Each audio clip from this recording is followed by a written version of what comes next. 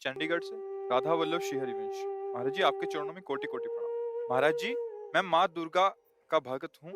माँ दुर्गा के दर्शन करना चाहता हूँ, तो मैं क्या करूँ कि वो जल्दी आ जाए महाराज जी? जब बच्चा माँ की गोद में बैठना चाहता है तो सबसे पहला उसका कार्य होता है खिलौने खेलना बंद करता है।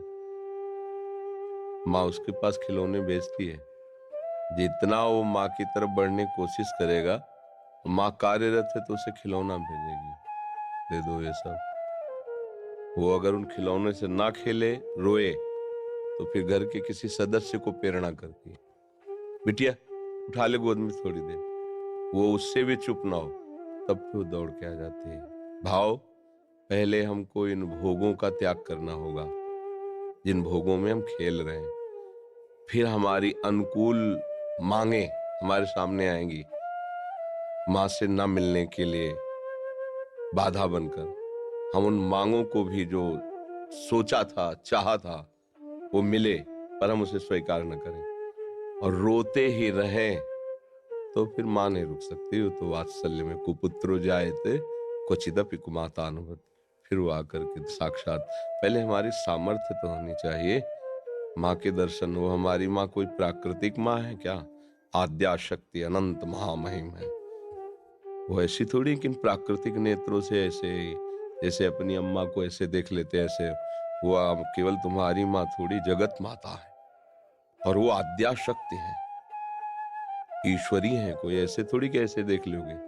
पहले भोगों का त्याग करो और उनकी शरण में होकर के अंदर से उनके नाम मंत्र, उनके विज्ञ जो महापुरुष जन है उनसे मंत्र लेकर और उनके भावना से भजन करो। माँ का साक्षात्कार रामकृष्ण परमहंस जी ने जब के सिद्ध हो गए ना, वे माँ का दर्शन को खिलवाड़ है।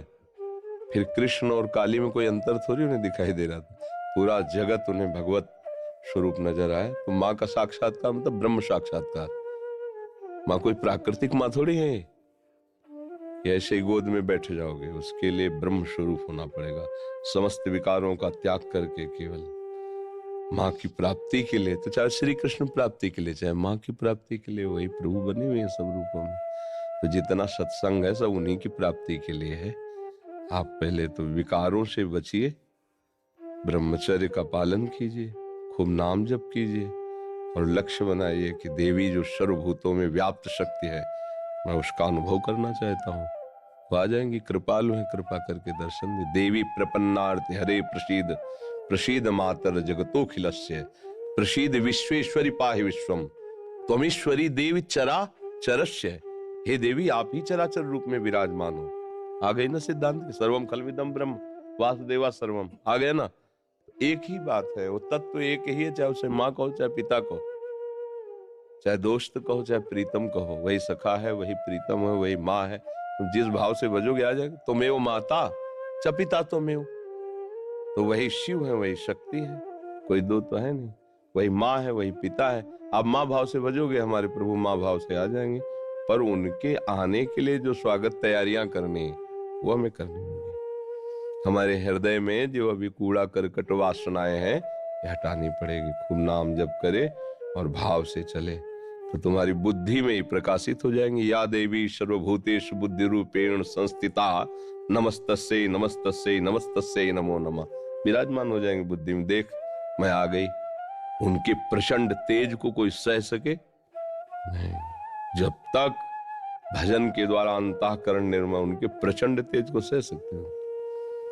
वो शिव शक्ति है, अम्बा है, आद्या शक्ति है। और एक अंश में सूर्य विद्यमान, आंख मिला के देखो 12 बजे दोपहर के, और अनंत सूर्यों जैसी कांति मां भगवती की है। महाबलशाली, त्रिभुवन में कोई पैदा नहीं हुआ कि अपने रूप स्वरूप में आ जाए, उनसे आंख मिला ले कोई। भगवान शंकर भी चरणों में लौट गए नहीं लौट गए। तो ये बात ध्यान रखना कि ये माँ कोई ऐसी माँ नहीं है प्राकृतिक, ये आद्या शक्ति चिदानंद माँ है। ये ऐसे थोड़ी सी चुनरी और नारियल चढ़ाने से तुम्हारी कामनाओं की तो पूर्ति कर देगी, लेकिन साक्षात्कार होने के लिए फिर अपना अस्तित्व मिटाना होगा, अपने अस्तित्व का बलिदान करना होगा। अस्तित्व का बलिदान, पूर्ण समर्पण और उन्हीं का केवल चिंतन, आ जाएंगे। क्योंकि वही है, दूसरा कोई है नहीं हमारी दृष्टि में। सब एक ही परमात्मा है, उसे किसी भी नाम रूप से आप पूज कर प्राप्त कर लो, वही है, दूसरा कोई है नहीं। समझ गए?